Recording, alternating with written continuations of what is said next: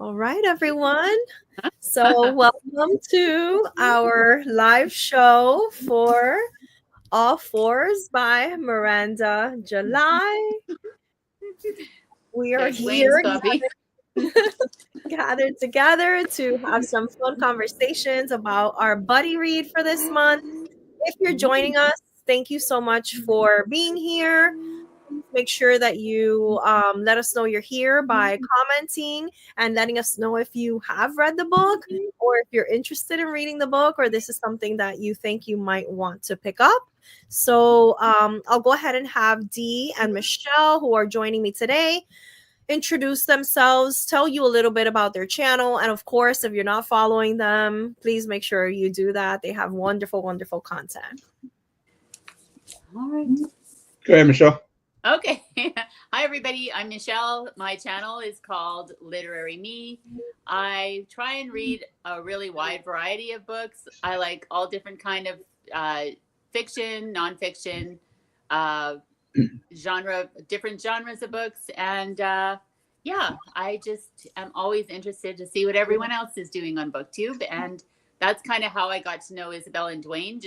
We all kind of started off at the same time, kind of thereabouts. And yeah, we all have different tastes, kind of, but we all also have a lot of common tastes in books. So yeah, it's super fun to hang out and do this kind of a live chat. So thanks for having us. Thanks for having me.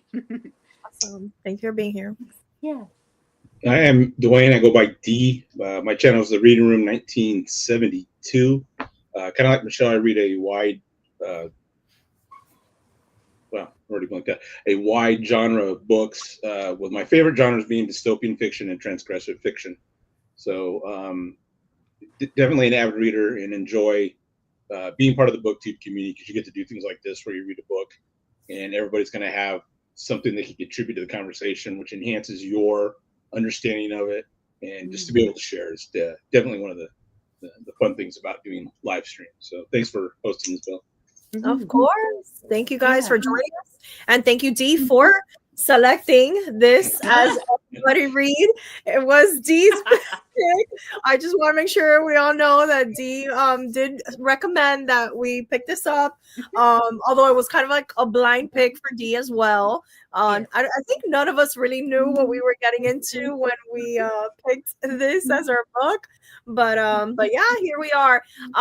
This is our second book that we read together. We did read The Tenant by Frida McFadden, and that is currently up on my channel. So if you go to lives, you can catch that video there for all our thoughts on that book. And I believe we're doing another buddy read next month, Culpability. We talked around, but we haven't confirmed. I think we might be reading that together. Which book? The Culpability one. I think Michelle recommended that, and then I think we loosely agreed on that. Got it. It's kind of that, has to do with AI and this big tragic accident that happens and stuff. So it sounds pretty intriguing, but it's like 180 degrees from the book I picked. Oh yeah. Yeah. So we might be doing that for the month of August or September. I'm not really sure. And then we definitely will be doing the next Frida book, which is The Intruder. Is that right? Yes. Yeah. The Intruder. We're definitely doing that one. So those are just some of our buddy reads that are coming up. But today we're here to talk about All Fours. So let me go ahead and see who's with us. Hi, Ariel. Thank you for joining us. Hi. So if one of you would like to give a spoiler-free kind of summary of what this book is all about. I'm gonna pass. Sure. Okay. I can kind of give a brief summary, basically. If you want. I know that Isabel and I have both already talked about this book on our channel with our wrap-up videos. And we kind of said the same thing. The one word we both used was wild. This book was a wild ride. And in this one, we are following, and I love this, that our protagonist doesn't even have a name. We never find out what she's called. A nameless 45-year-old woman living in the Los Angeles area with her husband and her young child. And she one day they're talking at a dinner party, and there's some banter about, kind of the theme of taking chances, and there's people who are more daring than other people in life. And so she decides to go. The long and short of it is that she decides to go on this road trip across country to New York City, ostensibly to do some work and then come back, I believe. And her husband's like, at first I don't think he believes she'd actually do it, but she's never done anything like that before. So she's going out on a limb, and she's going to drive by herself. She doesn't make it very far. She only gets about 30 miles away from her home in this little community called Monrovia in California. And she stops to get gas, and then she decides to have a little lunch break and encounters a young man who comes to clean her windshield on her car, and things kind of go from there. She chooses a path that she had no intention of choosing, and she sets off on this journey of self-discovery, and kind of a sexual awakening happens, as well as it kind of shows how it affects her family and everybody in her orbit. But yeah, I guess that's the best way I can kind of describe it. How would you guys describe this book, like story-wise? I mean, I think you did a great job. Yeah, that's a great summary. I would, if people want to know like the genre, it's probably like literary fiction, I would say. Yeah. Very beautiful writing, beautiful prose. I also think it's like a very profound, or it goes very deeply into our character study of our protagonist. And I love that you mentioned, Michelle, the fact that we never even know her name, the anonymity of that, because there are quite a few themes of anonymity. We know she's famous, but we don't really know exactly what she does. So it seems to be like a theme, like a theme that's kind of like underneath it all, like the fact that she's like every woman, but no woman at all. And so I enjoyed that. So I like that you brought that up, the fact that she's nameless to us, right? Yeah, for sure. Me too. And I didn't find that I needed to know her name. Like, it didn't impact my enjoyment of the story at all, or my ability to follow her. Like, I found her really interesting in spite of not having a name through the whole book. But it's a coming of age story. That's one of the best descriptions I think I heard of it, when I was watching other reviews, that really kind of solidified the book, having read it and then kind of trying to think back on it. And then, a lot of coming of age stories are generally teenagers, kids. You don't get a lot of coming of age stories that are when somebody's 45. But for women, generalizing here, it's such a pivotal time of life. So to have somebody that's able to give a voice to that and make it a coming of age story was pretty impressive. I'm gonna jump into our comments. Hi, Jackie. Thank you for joining us. I know Jackie is very intrigued, and she might want to pick this up. She's intrigued, so we might convince her or not. Up according to our conversations today. Well, and I do think that your stage of life will impact your enjoyment of this story and your ability to empathize with this character, because I think I would have felt entirely different about her had I read this when I was younger, kind of thing. So I don't know. That's just my thought. Maybe I could be wrong, but I don't know. All right, I'm going to read a quick quote, and this is from Miranda July. She did an interview on The Daily Show. And she says in this book, it's really for every woman who's aging and has secret desires and anxieties about those desires and is wondering what's going on with her body and her marriage and just her whole self. So when I initially was reading this, I was telling myself I'm not the intended audience. But then as I kind of was reflecting on it more, I'm not the primary audience. I think every author wants an audience for their book. Miranda July just doesn't want women that are 45 years old to read this book. She wants anybody to read this book and find something to take away with it. So while I'm not the primary audience, as a secondary audience, I felt what she said about the book was very eye-opening. And then that led into the coming of age story behind it. So.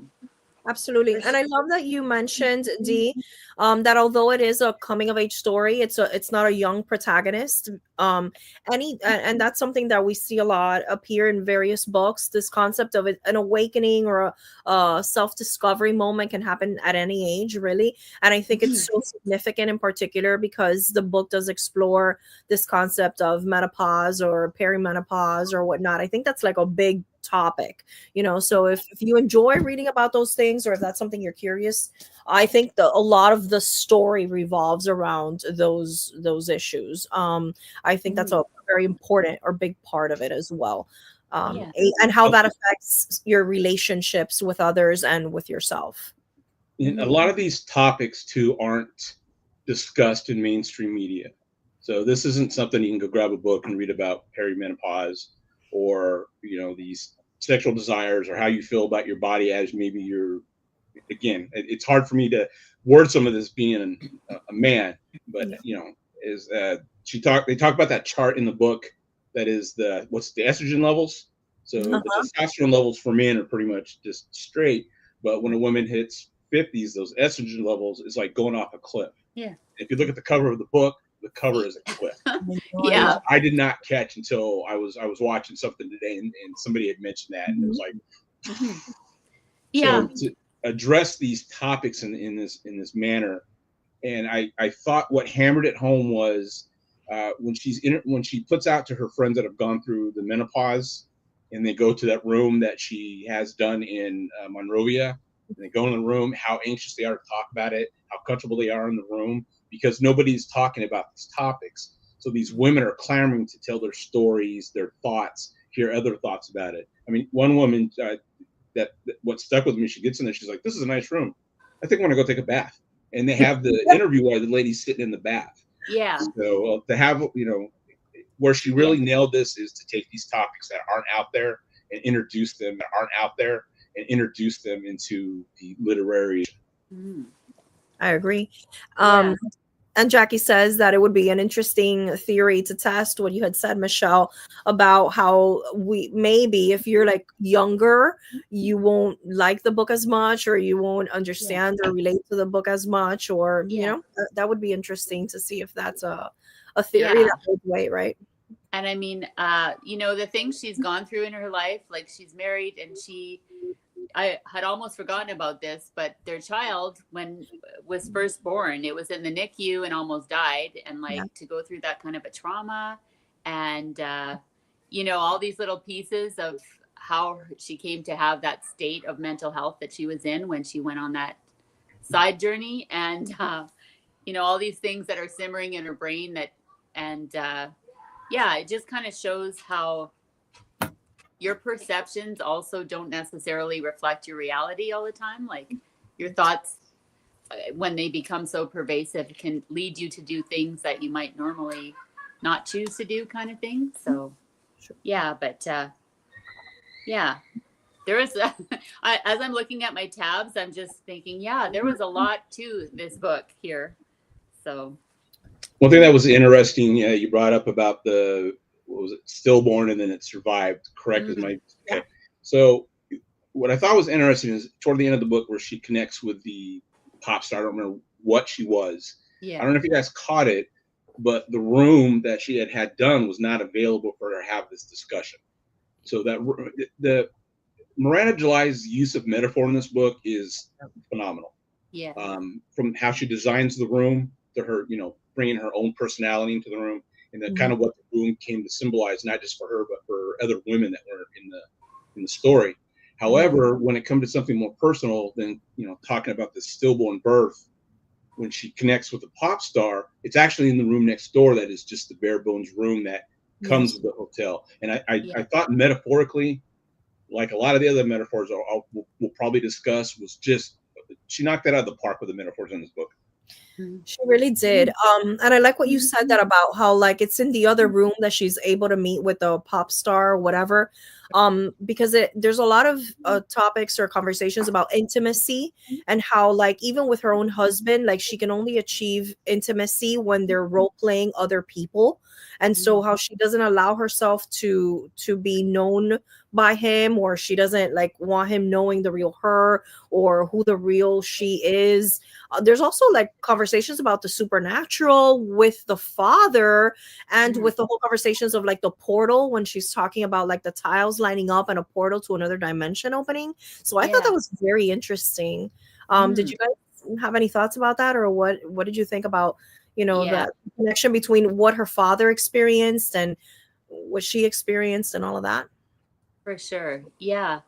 I just I think she had a lot to try and let go of from her childhood, like with that upbringing and so on. And it does kind of explain to how she was able to mentally have such a vivid imagination, from being brought up in that way. And I don't know. Yeah, I think definitely it had a huge impact for sure. Her father on her, definitely. And that was one of the areas of the novel that did lose me, when he's talking about the death field and his character and how his thought process affected her. I didn't quite make the connection, kind of like you just said, Michelle, where that upbringing affected her. I didn't quite make that connection. But then again, that character of her father, to me, wasn't developed enough to where I felt a connection or understood what his role was in the story. Yeah. Do we think it has to do with mental health? The fact that he had these mental health issues, and maybe it's hereditary, and she inherited that from him, or was he having mental health issues, or was he just out there kind of like, kind of spiritually different, kind of believed in the metaphysical kind of thing? I can't remember if he was just kind of like a hippie, or if he actually had mental health issues. I can't remember. Say he's depressed? Like, do they say he's I think I remember the depression. Yeah, I think so. For sure.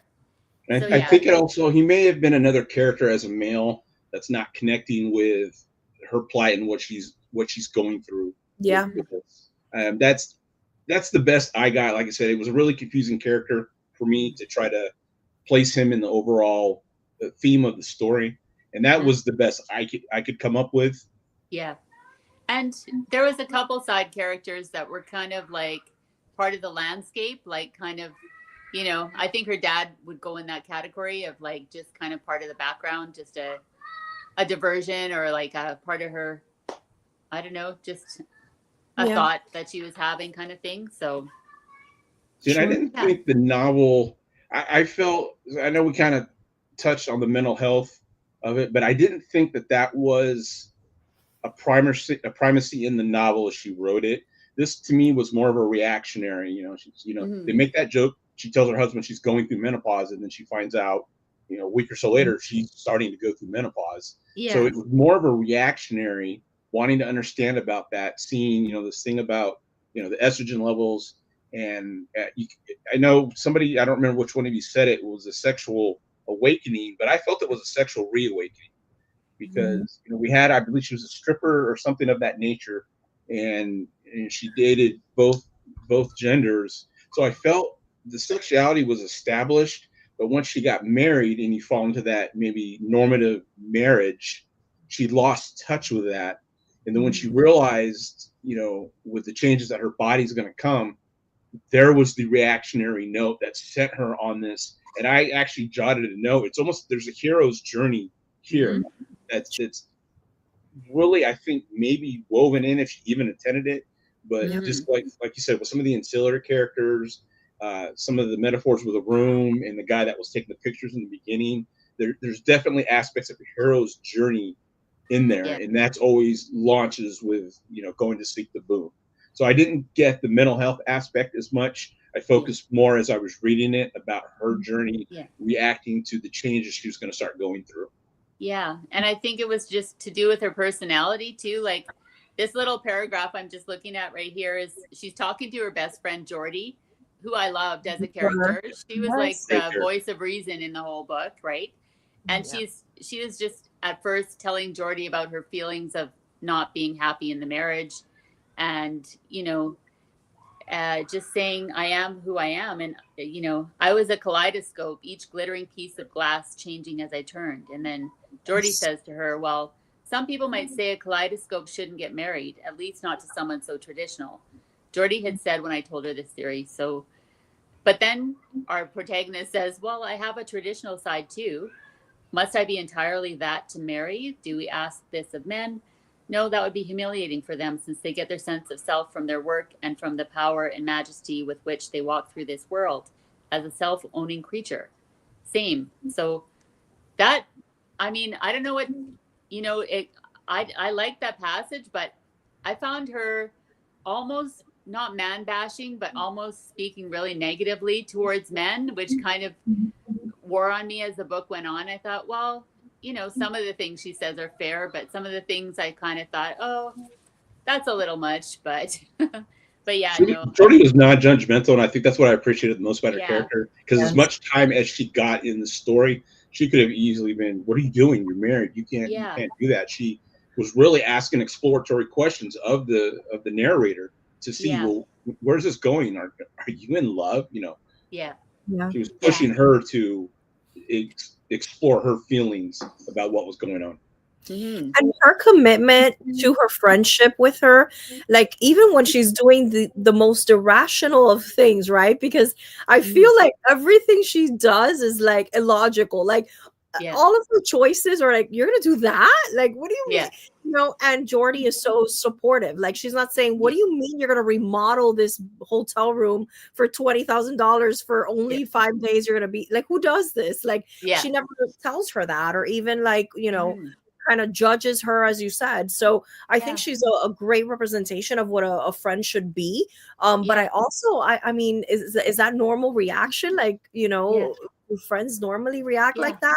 I mean, I would like to have a friend that would react that way, like just pure support, right? Like, and like, even when she says that she's in love with Davy, Jordy at first was skeptical, but then she's like, okay, I can go with this. You're my friend. Sure. You're in love with him. Okay. Like, she just accepts it. And that was a big theme for me too in this book, was acceptance and not judging people. Right. And just being open. And I really liked it. There was one sentence when she first got to that little town, Monrovia, and she's like, I think she says, I walked the wrong way down the street or something to that effect. And it's like, well, sometimes you think it's the wrong way, but it actually is the right way, because it opens up doors to, other things, I guess. So, yeah, but. And I think you had to have a supportive element character in there, or this story would have been very judgmental. So, especially with some of the I don't necessarily crude language, but some of the more outside of the norm things that happen in this story would have been very easy for a character to be very judgmental, which would have probably derailed the progress the character's making. So Jordy's probably, in my opinion, the most important character in the book, other than the narrator. And it's because having to have that supportive element when you're going through these life-changing things. And let's, now that you mentioned Davy, let's talk about plot wise, like when she first sees Davy and has that encounter, and then she sees him at the diner or the restaurant or whatever, because all three of us went into this book blindly, so I had no idea where it was going. Did you think Davy had followed her there? Did you think he had like a plan to do her harm? Were you concerned for her? Did you think she was the one trying to follow him? What were your thoughts? The interesting thing is, I didn't think either of them were overly attracted to each other at first. Like, I think that grew, but I think they had an interest, just not an actual physical attraction at first. And it was interesting, like, that when they connected, it's like, okay, but I never felt like she was in danger from Davy. I didn't think he was super sketchy. I just thought he was not very smart and not as interested in her as she was in him. Like, so I didn't expect him to turn out how he did. He was drawn to her based on, he knew who she was from, not her art, but again, it's Her still PR ambiguous. work or whatever. Yeah. The stripper or whatever she did, that's what drew him to her. So, when she's sitting in the car looking at him, thinking they're having a moment, he had staged that because he knew who she was, and he was trying to create that moment. And you don't really know why, but her reaction to it is what drove their story while they were in Monrovia. What was your first impression of Davy, Isabel? I thought he was up to no good. Like I thought there was something suspicious about him being there. And then when she reaches out for the interior designer, then I thought she was planning like an entire thing. And I'm like, what is she gonna do? Like, why is she contacting his wife? So I thought that part was bonkers. Yeah. And I thought that, at first I wondered why I wanted more Claire in the story. I wanted more of her reaction to everything that was happening. But then I thought after, maybe I'm okay with it, because maybe that would have taken away some of the intensity and it would have added more drama, which I wouldn't have enjoyed. I kind of liked it the way it was. Like, at first I wanted more Claire, but then I thought, no, I'm glad she's not here for all this. And I'm glad she's, kind of oblivious to what's going on. So. Well, she also, in my opinion, represented the norm. Her and Davy wanted a baby, they wanted a house, they wanted a family, they wanted a life. So that to me was her place in the story, and Davy stuck between that and whatever his thought process is being with the narrator. Yeah. She seems very like Claire seems like a go-getter. She'll do whatever it takes she'll hustle whatever and do whatever she has to do to make whatever money she needs to make. And I kept wondering when our narrator is like talking to her and she's like, she's looking at me like I'm crazy. And that self-reflection or self-awareness of those moments when she's with Claire, I thought were very interesting, because I mean, is that how you view yourself? I mean, if you think others view you that way, like, do you think they're right? Like, what is your opinion on that, and how she compared herself to Claire? Especially because Claire is so young, right? And that's what we're battling here, that, our narrator's no longer young. Right? And what was telling about that was the fact that she brought her bed that her and Davy slept on, and obviously did other things on, to be part of that room until the other mattress came in. I thought that kind of stuck out. Again, I felt it was just that. It was a metaphor for the narrator being tied to this normative thought process of what people expect of somebody, whether it's at your mid-20s or your mid-40s. So I can't compliment Miranda July enough for the metaphorical, but I mean, just a simple thing like a mattress really added impact to what was going on in that hotel room. Yeah, for sure. And the setting, like, it's weird. Like, at first I alternated between feeling sorry for our main character and then not liking her, and then feeling sorry for her again, and then being confused by her and repulsed by her. And like, it was a roller coaster for me toward her. And same with Davy. At first, he was kind of bland and neutral and boring and not very smart, and kind of before we learned his motivations for pursuing her or whatever. And it's like, I kind of liked him more the deeper we got more into the story. I liked him more than I expected to. So I don't know. I didn't care for him, but when they got into, again, the metaphorical aspects of the dance, when he's dancing for her and then they're dancing together, which leads her to want to do a dance for him, that's where he became a little bit more. She filmed that scene outside. Yeah, there's actually a couple TikToks of people not doing. It's not the dance that she did at the hotel. There's a scene where she's dancing at a party or something, and she's talking about an 80-year-old guy like winks at her or looks at her, and she's like, "Oh, is this all the people that are attracted to me when I dance are 80-year-olds?" But there are people on TikTok that I guess were recreating that dance. I watched a couple of them. No way. That's funny. I have to look that up. Oh my Oh, I God. wanted to just bump in Jackie's Yeah. comment real quick, Michelle. Yeah. I love how supportive Jordy seems to be, even when the main character isn't making sense in their decisions. This definitely reminds me a bit of my own dynamic with my childhood best friend. Oh, that's Mhm. good. Well, that's a good thing, Jackie. I mean, I think Yeah. that's important in a friendship, and it's hard to find that, I think, because so Yeah. many of us have our preconceived notions or judgments or whatever, and we expect our best friends to be just like us. And when they do things differently, there's a lot of Yeah. times that bias. Do we know if Jordy and the narrator were friends from childhood, later became friends? That's kind of an interesting thing, because when Yeah. Jackie brought up that was her childhood best friend, you grow, you mature, you change. Yeah. Do you grow and continue to stay into that supportive element, or do you get to a point where it's like, I can't support your decisions, I don't agree. Yeah. So I don't remember that from the book, if they were lifelong friends or. Yeah. I have a feeling they weren't, but no, I think they met when they were young, in their 20s. Maybe they worked together or something like that. That's kind of vague. I vaguely remember, but you know what my biggest fear was as far as Jordy and the main character? I was like, oh, please don't let them get together sexually. Yeah. Please don't let them do that. yep, Like, I thought the I same would have thing. lost all respect for I that feared it. character. Yeah. Because I loved their platonic, just like their friendship in a lot of ways was one of the only things that made complete sense to me at certain points in the book, like the stability in that friendship. So yeah, I don't know. I'm glad that she didn't go there with them. So yeah. Did we think the narrator was going to bang Davy?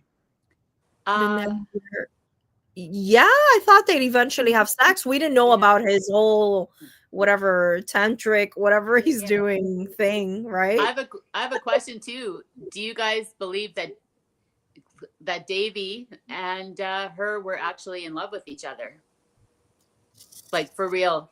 I kind of think that I had a hard time because, she crossed the line from limerence to obsession with him. And then he kind of started to reciprocate, and he kind of got obsessed with her. And, those kind of sparks that fly when you first get with somebody, they had that chemistry, but I don't know. It's like they built this whole story around themselves. So yeah, at first I was kind of thinking, well, maybe they do really care about each other. Maybe there is some substance to that relationship. But then we went to the next part of the book and we found out what happened. So yeah, I don't know. Well, his relationship with the older woman that he became involved with, where I guess he gained his sexual prowess, awareness, or however it was, she even said as she got older that he was drawn to Claire, like instantly. Yeah. And the one thing they didn't explore as we talk about it that I'm kind of think about was, so if he's drawn to the narrator because he knew she was a stripper or sex worker or whatever it was, what was it about Claire? What was their physical dynamic that would have made him see the narrator like that he felt he needed to have that experience with the narrator? Yeah. I don't know. I think it's kind of like you can almost talk yourself into anything if you think about it long enough, if you start to replay the film in your head and make a little romantic story around someone that you are attracted to. It's kind of like, oh, and yeah, that was interesting. Maybe because she's an artist and he's like an artist, right? Or maybe that's what they had in common. Everyone seems, though, in the book to be kind of like artistic, right? Like everyone, I mean, Jordy's a sculptor, right? Like sculptures, and so everyone seems to be pretty artsy, or they express themselves through art. Those modes of expression that Miranda July inserted into the story. Yeah. So what did you guys think of her husband, Harris? Didn't leave much of a mark for me. Was he a long-suffering husband, or was he a jerk, or was he? At first, I didn't. He's another one. My feelings went up and down toward him. Like, as quick as he found a girlfriend, that's, I think, the only thing I was just like, oh, okay. There's not that there's not substance, but I just didn't feel, for being a husband, he was as important of a character. Yeah, that's fair. Yeah, for sure. Yeah, I think there was very. I mean, he encourages her to go on this journey, right? This quest, this self-discovery, this, and then he seems to be kind of blind to what is happening, or is he purposely blind? Well, he I didn't mean, think she was going to make it. yeah, That some of the conversation was he was surprised she did it. He did because she was a parker. She wasn't a driver. Uh-huh. In that conversation in the book when they're talking the difference between a parker and a Yeah. yeah, driver, and a driver. what interests me about that is that was so much of an external discussion about, okay, you're a parker or a driver on an external level, but if you look at the narrator on her internal level, the things that she believed in, the things she experienced, she was very much a driver. Mm-hmm. Correct. Realizing that maybe she had been a parker through this marriage, and realizing again coming to that cliff, that kind of set her in motion. Mm-hmm.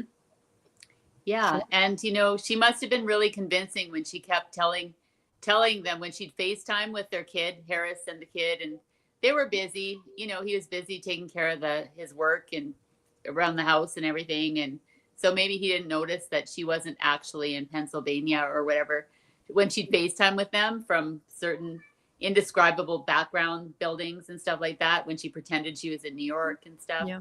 It must have been pretty convincing for them to buy it. And then, if you would never think they'd do something like that, it would be easy to believe because you trust your spouse and stuff. So I don't know. Yeah. I'm not sure. I think I feel like almost like he knew what she was gonna do and he facilitated that journey for her in a way. Like, Yeah. because I feel like a husband would not, like, she even says, "Oh, my father was not like that with my mother. Like, he was always like, be careful, call me when you get there. Something terrible can happen." And like how she is constantly comparing like how her father was with the mother and how he was with her. So Mm-hmm. now we'd have to, if Yeah. we go with that theory, then why would he want her to go on this journey? Like, why? Yeah. What's in it for him?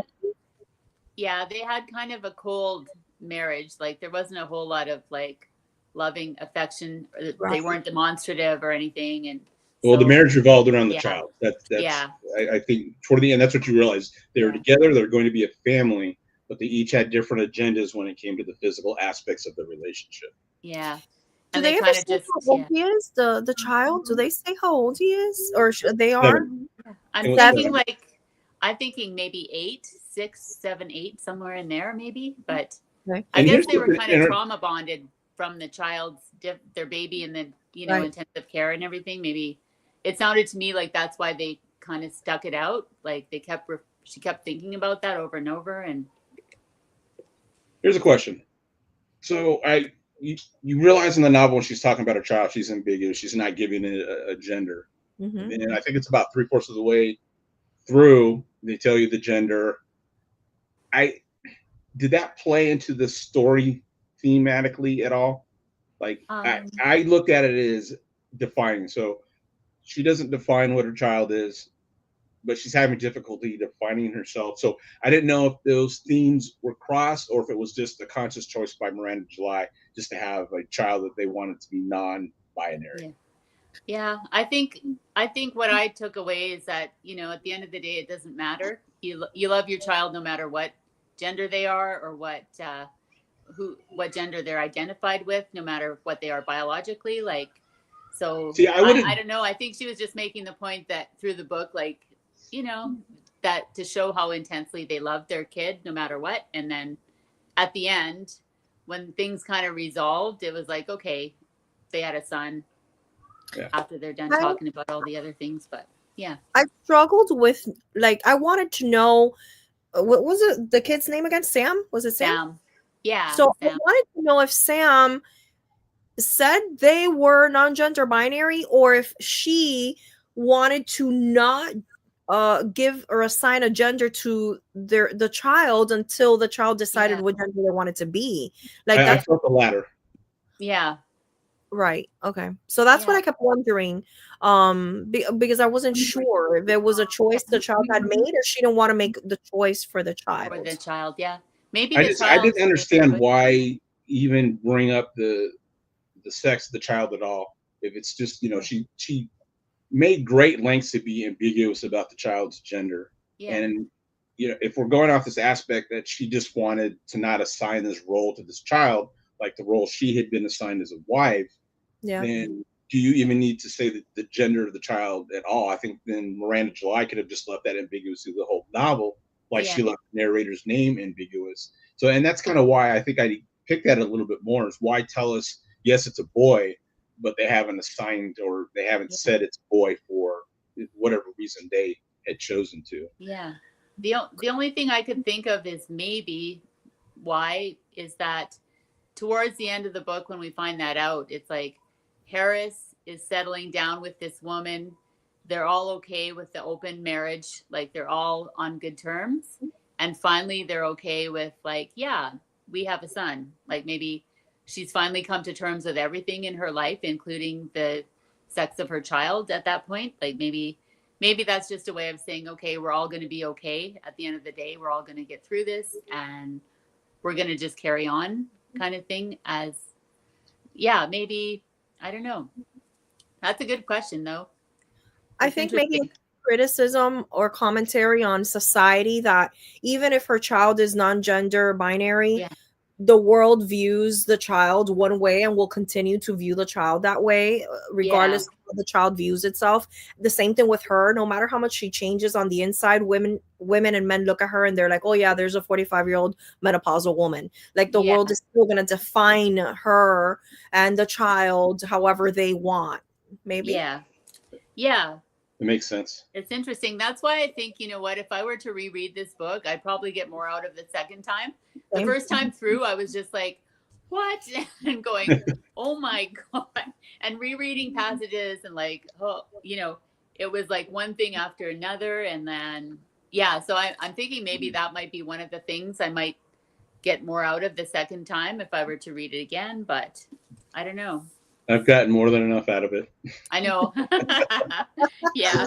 Okay, so the two cringe-worthy scenes in this book that literally I was just like, oh boy, what are they thinking of me for recommending this book? So it's the exchange of intimacies between Davy and the narrator in the bathroom at the hotel. Yep. And then the resolution when the narrator is with Davy's the older woman Audra that he has been with, where the quilts where they hook up. Yeah.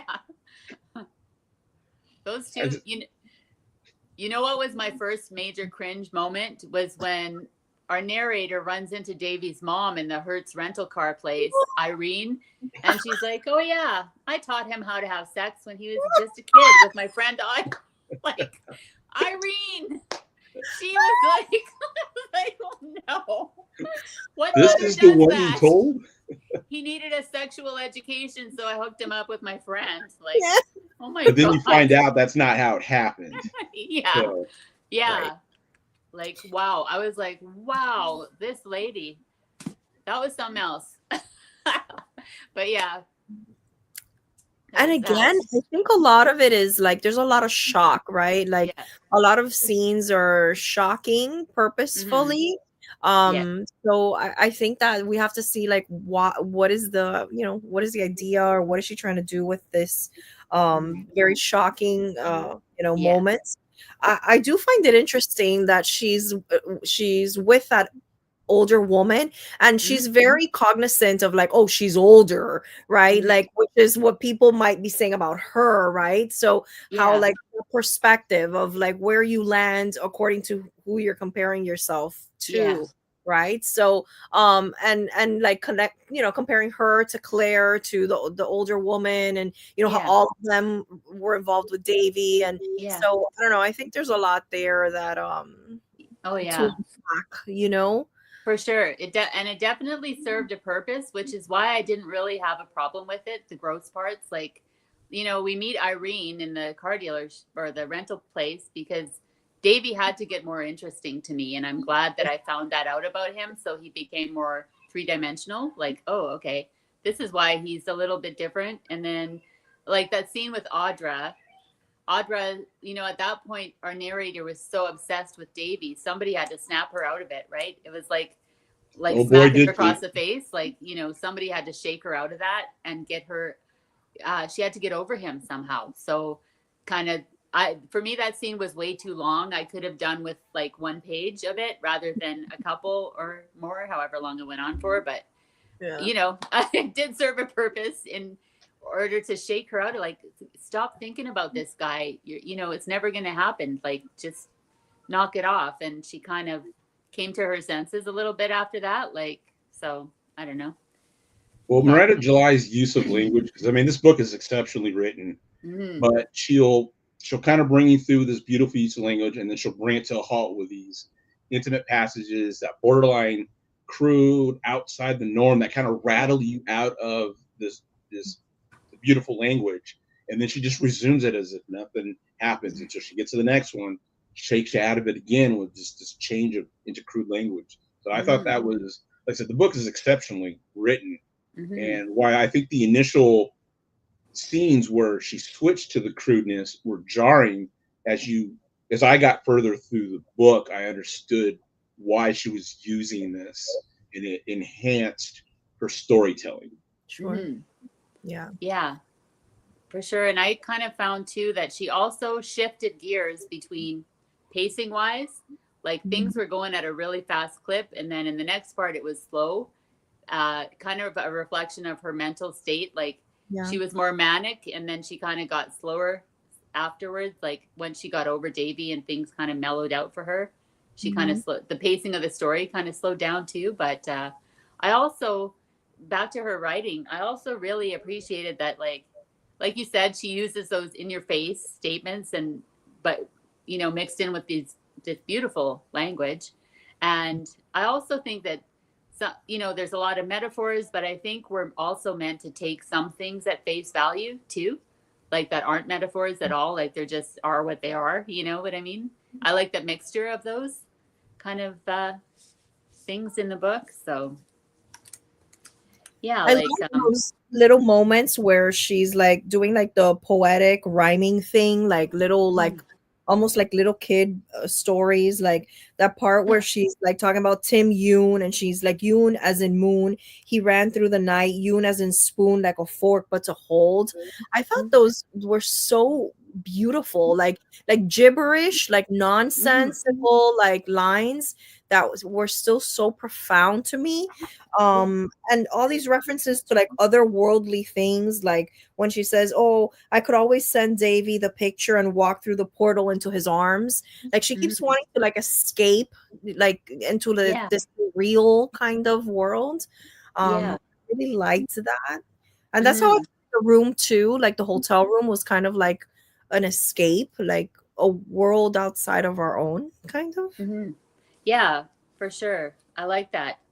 I also liked, the moment that cracked me up was when she and Jordy were talking about it one day if they ever got dementia, and how one of them would have more dementia than the other one. And like that funny part made me laugh. So I liked their banter a lot.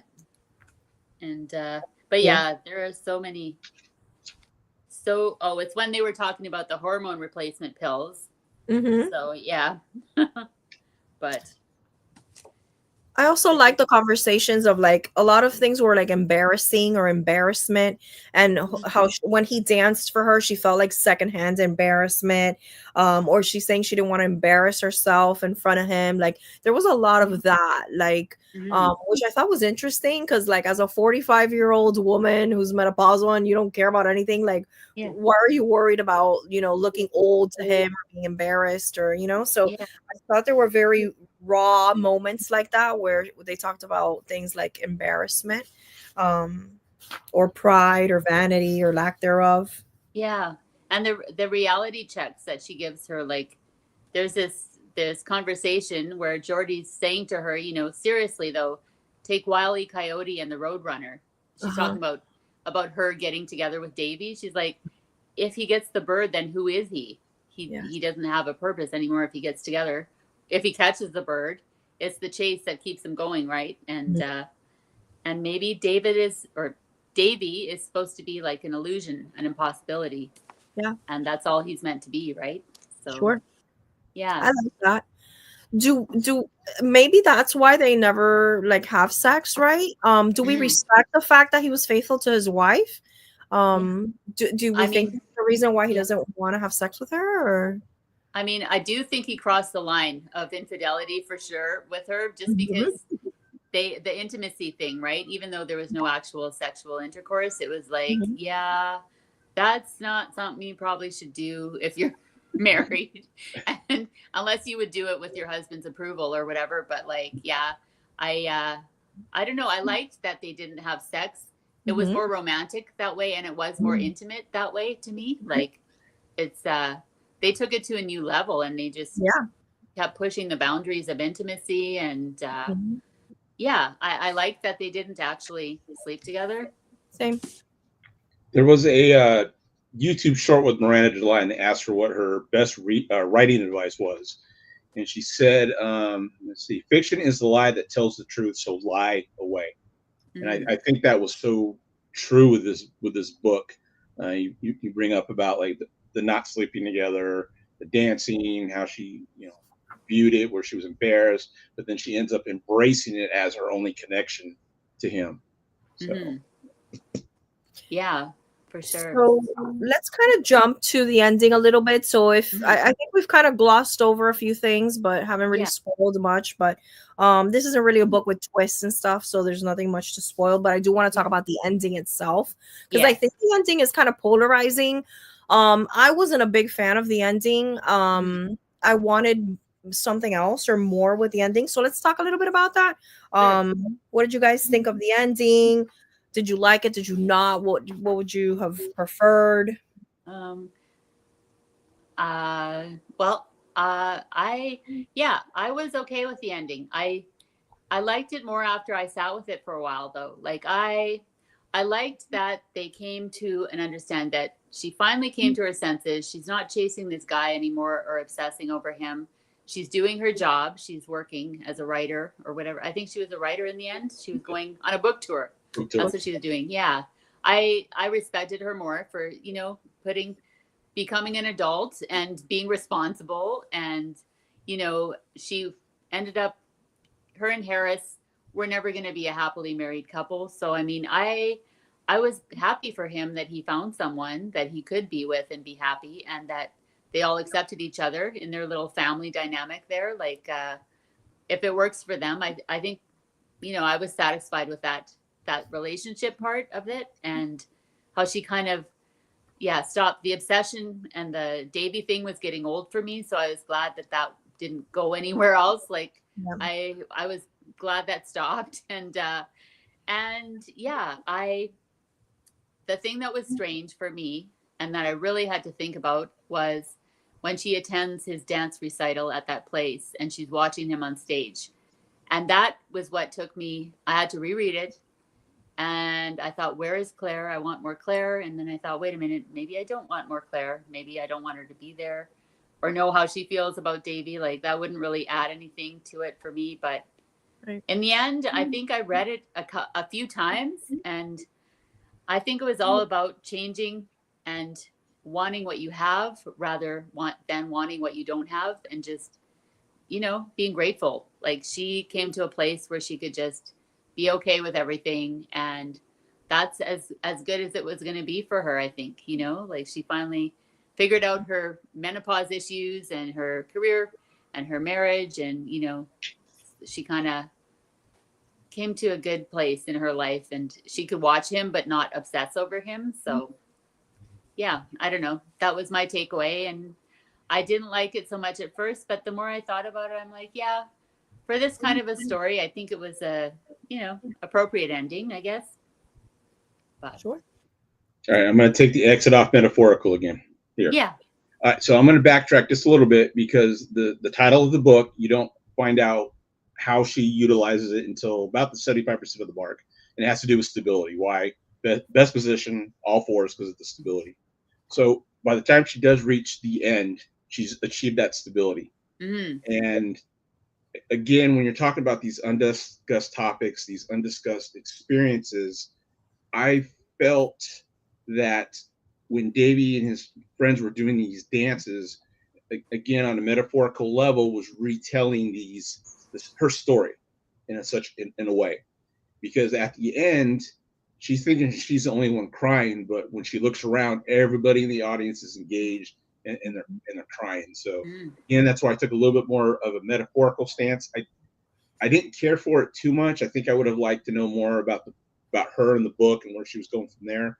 Mm-hmm. But I can also see why Miranda July did choose to end the book the way she did. We needed closure on Davy, and we needed to see how the narrator was going to react to Davy now that she has found that stability in her life. Yeah. I agree. I think it is a good ending for the book. It is a little, it does leave you a little bit unsatisfied, because we want to know more definitive answers. And I do think, as you said, it kind of stays at that metaphorical level. She meant it to be vague, I think, and make the reader put into it, however you got through this journey with a narrator, she wants you to put that into that last passage of the book and walk away with what you walk away with without her telling you, oh, happily ever after, it meant this, she did this, and everything's going to be rainbows and puppies from here on. She wanted the readers buy-in at that point. Sure. Yeah. And you know what? I'm kind of okay with ambiguous endings. Like, I kind of like it when they leave it up to the reader to draw your own conclusions, and like, we're all going to get something different. Like, Dwayne thinks of the metaphorical aspects, and I'm more like, oh, I'm so happy she's over that guy, and she's like, can appreciate him in a different way and just carry on with her life. And so the stability, that's the best word, Dwayne, is the stability that you brought up. That's what I enjoyed about it, is just that. So, and we kind of glossed over that last relationship, right? That she has with, what was her name? Oh yeah. That one that dumps her there. Yes. Yeah. To go with an older woman. Yeah. Yes. So it's kind of like those same thing, and I keep wondering, right? Like, how each of these people's a version of her. Like, I don't know if you guys thought of that at all, but right at the ending, I think it's the last page, when she's talking about the room itself, she says, if 321 was everywhere, then every day was Wednesday, and I could be always how I was in the room, imperfect, ungendered, game, unashamed. I had everything I needed in my pockets, a full soul. So, and it was interesting to me that she said ungendered, because I never thought like gender was like a thing for her, but then I see that it is with Sam, and so how that's an extension of her. So I keep wondering if all of these different people that she comes across are like versions of her, because even when she thinks of her husband and she fantasizes about him with the other girls or the other women, or the photographer fantasizing about her, I don't know, I feel like they're all connected to her in a way. Yeah.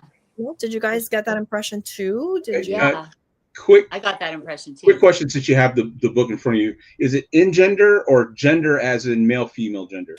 Ungendered. She says imperfect, ungendered. Got it. Okay. Yeah, she says ungendered. Yeah. I mean, and you know how they say that the things that irritate you the most in another person are your own faults, your own flaws. So totally. I think that too. Yeah. And that woman just dumped her out of the blue, and she was like upset about it. And again, Jordy was the voice of reason. I think she calmed her down or whatever. But that was the last relationship before she was carried on with her life there. And well, she was seeing somebody that was in London. There was a quick allusion to that toward the end, that she couldn't be at the book tour or something like that because they were in London. Well, I've totally forgot about that. Oh yeah, I have the line here that right after she had broken up with her or whatever, Chris was the lady's name. Chris. Jordy FaceTimed every day just to check in, and Jordy says to her, "I don't want to minimize." She ventured very cautiously, but you did say several times that you weren't in love with her, so. It was like her last kind of fling, I guess, but I think it was her first time, as she's kind of gained this new knowledge about herself, and her husband had redefined what their marriage was going to be. That was her first foray into that. And her expectations probably were higher than they should have been, as opposed to, okay, let me test the waters and see how this goes. She probably went overboard in my opinion, she went overboard with it, which led to the breakup. And then, the lady that she went to, the older lady, was an art collector. So again, you got that person of some type of expression there too. Yeah. And it's almost like Chris was everything she wanted to be. Like she was cool, and she was kind of masculine, and she was very tough and very mentally strong. And, you know, even the way she broke up with her was pretty callous. And she had a friend of hers give her a note in the park or something like that or whatever. Like, yeah. Chris forgives you. Yeah. Chris forgives you. Yep. So yeah, I enjoyed that. I don't know. So we are coming up on an hour of our show. So we haven't talked about ratings, right? So do we want to talk a little bit about what we rated the book and why? Real quick before we do, just because I brought this up when we were talking backstage, when I was doing some research on this, and I typed Miranda July all fours reviews, half the videos without a large sample size, half were men, half were women. What I thought very interesting was the women that talked about the book did not get into any kind of thematic elements. They summarized the book, moved on. The men that read the book were doing the, oh, I think this means this, or this is a journey. They were more drawn into the theme. And I wrote myself a note whether I want to go back and watch more reviews, because this book's been out a little bit over a year. But for some reason, that just struck me as so odd that in a lot of the booktube reviews that I watched were older women.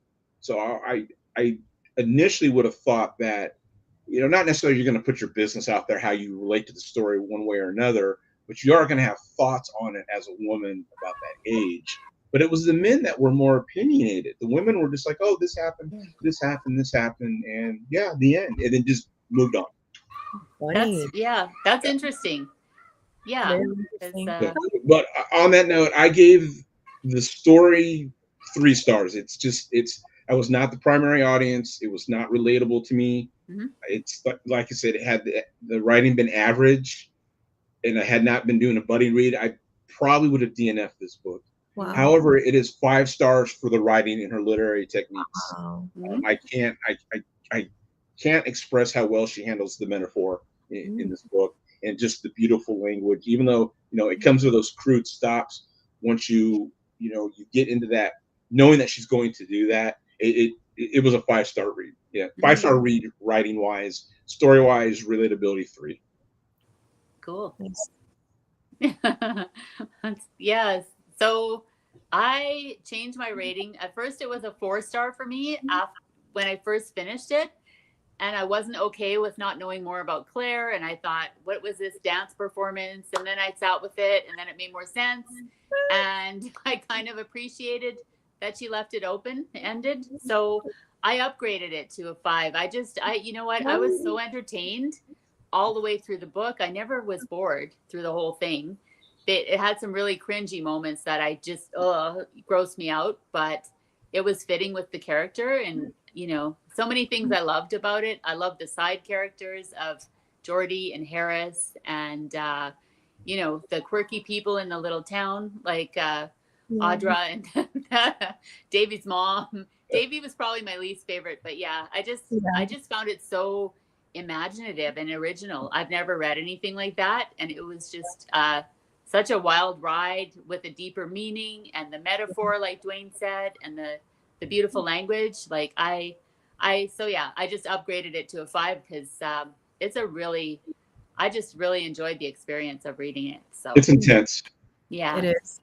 So I was at a good 4. Like I feel it's a 4-star read for me. But the more, again, having these conversations with you guys, and even it made me like think deeper and come up with other theories, and just the fact that I can keep coming up with more theories, and each of us can add something more profound or layered or whatnot.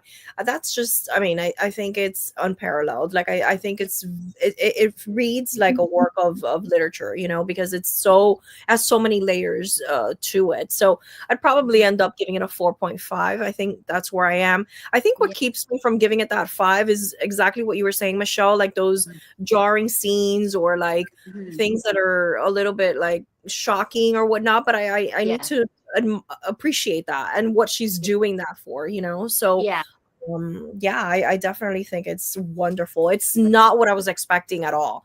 And Me as I neither. told you this backstage, like I don't think I've read anything like this. Like I've Me neither. never read anything like this. It was a true original. And, Yeah. you know, I picked this up at the thrift store for $7 or whatever. And then I was so happy when Dwayne picked it. I'm like, oh, yeah, we get to read And this I had finally. never heard of it. I was like, Yeah. okay, I'm gonna order it now. And at no part, nobody's reading this is like, why did he pick this? What is wrong with this guy? I know. I love it. I love that you went out on a limb and you picked something that you normally wouldn't read and, you know, that you didn't particularly enjoy, but you stuck it out anyway. And with that, one of the videos that I watched, the booktuber talked about another book, and I've written it down. I'm going to pick it up. It's called My Year of Rest and Relaxation by Tessa Mashfeg. Yeah. I love Have either of you read that or know about it? She's read it. It's on my TBR. Is it good? Oh, yeah. I really enjoyed it. It's weird and different, and I really like that one. Oh, it had me at like, oh, she's going to sleep for a year to be reborn, and then she's got a therapist that's not necessarily good at his job, and I'm just like. You might have some soapbox moments with that one.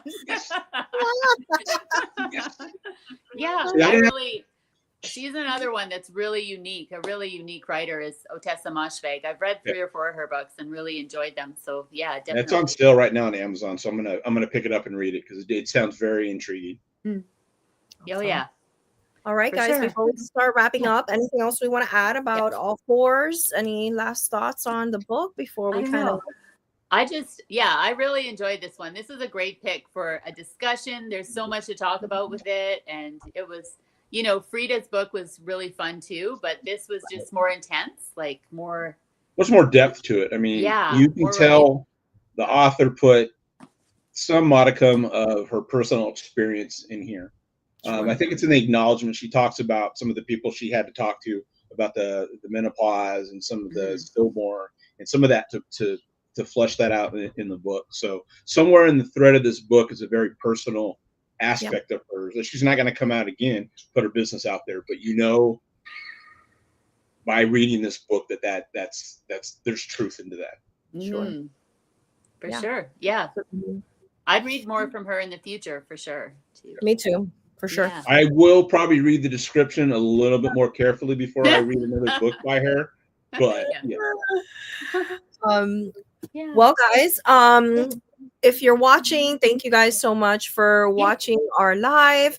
We do want to tell you we're probably going to be reading Culpability next. You have it already, Michelle. So if you want to hold it up, that's going to be our next read. And then after that, we will be reading The Intruder by Frida McFadden again. So I think this is a little bit about AI and technology stuff, right, Michelle? Yeah. I placed my order already. It's a family. It says, when the Cassidy Shaw's autonomous minivan collides with an oncoming car, 17-year-old Charlie is in the driver's seat with his father, Noah, riding shotgun. In the back seat, tweens Alice and Izzy are on their phones while their mother, Lorelei, a world leader in the field of artificial intelligence, is absorbed in her work.